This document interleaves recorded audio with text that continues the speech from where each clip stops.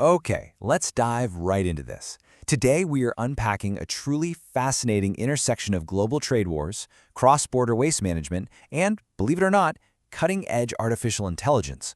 It's a story of how massive, macro-level policies coming out of Washington are literally driving hyper-technical software solutions right at the intake gates of local industrial facilities.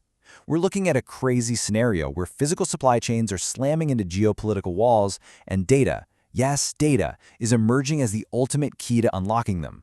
So here is our cognitive roadmap for this explainer. First, we'll look at the 2026 tariff trade war. Second, Ontario's Michigan Waste Corridor. Third, what's known as 905 Wood, the sentient bridge. Fourth, Edge AI using the Pixel 11 Pro. And finally, number 5, data as the new commodity. All right, let's kick things off with Section 1, the 2026 Tariff Trade War. Looking at this timeline, you can see the incredibly dizzying pace of the trade actions we've witnessed this year. I mean, just look at this. Back on March 4th, an initial 25% tariff on Canadian and Mexican goods took effect, which immediately prompted Canadian retaliatory tariffs. Literally 2 days later, on March 6th, there was a pause for goods compliant with the USMCA or CUSMA, but the pressure didn't stop there. By June 4th, tariffs on aluminum and steel were hiked to a whopping 50%. And then came July 20th when Section 338 of the Tariff Act was invoked to impose sweeping 50% duties on certain Canadian imports. The economic landscape between the US and Canada has just been shifting at breakneck speed. Navigating this incredibly complex web of trade agreements are several key political figures. You've got Donald Trump in Washington pushing these tariff policies to reduce trade deficits and address border security. Up north, you have the Canadian federal leadership transitioning from Justin Trudeau to Mark Carney, and they're managing the national response in those retaliatory measures.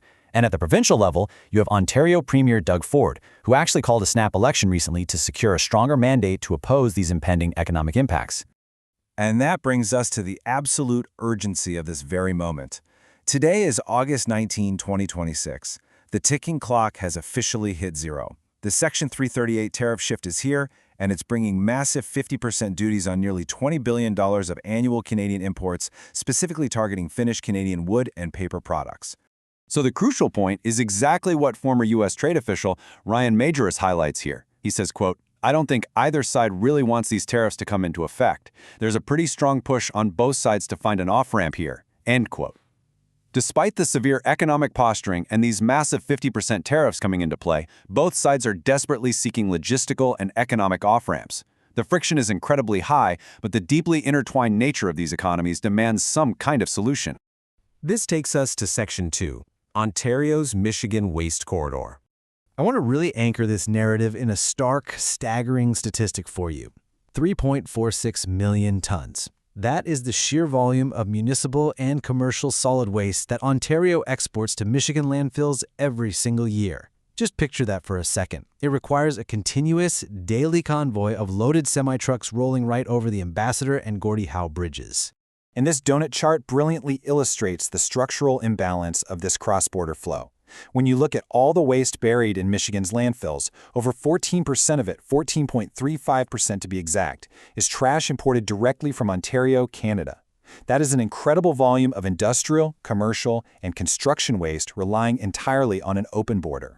So you might be wondering, why does this happen? Well, it's pure economic arbitrage. Ontario generates a massive 12.75 million tons of waste annually, but it completely lacks the domestic disposal capacity for it. Just across the border, the state tipping fee in Michigan is a remarkably cheap 36 cents per ton. That massive disparity is the engine driving this whole chaotic, vulnerable system. But with trade tensions and environmental concerns mounting, relying on this corridor is becoming absolutely unsustainable. Which brings us to Section 3, 905 Wood, the sentient bridge. The 905 Wood digital refinery defines itself with this incredibly evocative phrase, the sentient bridge between chaotic construction waste and high-purity biocarbon. What does that mean? Basically, it acts as an intelligent, automated funnel. It takes the chaotic physical reality of scrap construction waste, stuff that used to just get dumped into those trucks heading to Michigan, and refines it into high-purity biocarbon for global markets. Let's move to the next slide and see how this builds a completely new economic reality. The old model was simple, but heavily flawed. Load up municipal solid waste and export it to cheap Michigan landfills. The new model disrupts this entirely. By processing this waste within Ontario, they are redirecting clean wood waste into the highly rigorous global Puro.Earth biocarbon market. It's fundamentally shifting from a linear dumping model to a high-value circular bioeconomy. And the commercial benefits are ultimately what incentivize companies to actually divert this wood waste away from the corridor in the first place. The platform provides transparent circular levy pass-through savings, it tracks carbon dividends, where the value of carbon removal certificates actually funds lower rates, and crucially, it reclassifies the material under Customs Code HS 3825.0. Now let's zoom in even further for Section 4, Edge AI, Pixel 11 Pro. I want to walk you through the actual step-by-step user experience a truck goes through right at the compliance gate. It's pretty cool.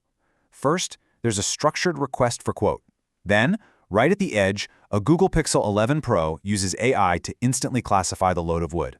Third, the system performs a hold-to-seal verification and compliance attestation. And finally, it instantly outputs a cryptographically secure certificate of origin as a PDF. The whole digital refinery workflow is seamless. The tech stack making this autonomous AI agent possible is just phenomenal. They are actually operationalizing the Google Pixel 11 Pro running Android 17's AI core. It utilizes the LightArt AI stack for rapid on-device inference, and it relies on the hardware-level Titan M2 chip as a cryptographic root of trust. This ensures that the data recorded for every single diverted load of wood is mathematically unassailable. You literally cannot fake it. Because of this rigorous edge processing, a fundamental economic transformation happens. The physical scrap wood, it isn't really the primary product anymore. The true value shifts entirely to the digital measurement, reporting, and verification, the DMRV. The provenance data cut is the product now. Let's zoom back out for our final part, Section 5, Data as the New Commodity. So every single load processed by the 95 wood application generates what they call a 6-layer document wallet. Feedstock producers can access cryptographically attested PDF records for any historical load.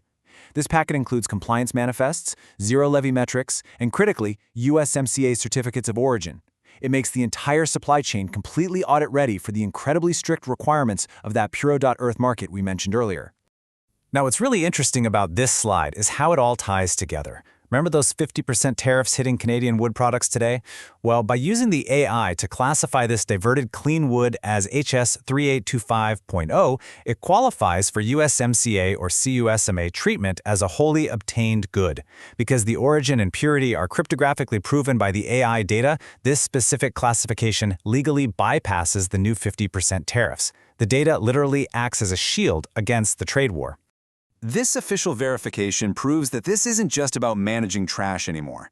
The unassailable data provenance provided by this software-as-a-service application actually secures Ontario's place in the global circular bioeconomy.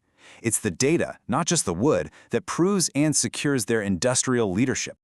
We've seen how Washington's tariffs and the overflowing Michigan waste corridor have created a massive crisis, and how edge AI and cryptographic data have created an off-ramp. So I'll leave you with this to ponder. As global supply chains face mounting friction, and when borders close to physical materials, will your data be the key to opening them? Thank you for joining me on this explainer, and I hope this gives you a whole new perspective on the intersection of trade, waste, and technology. Catch you next time.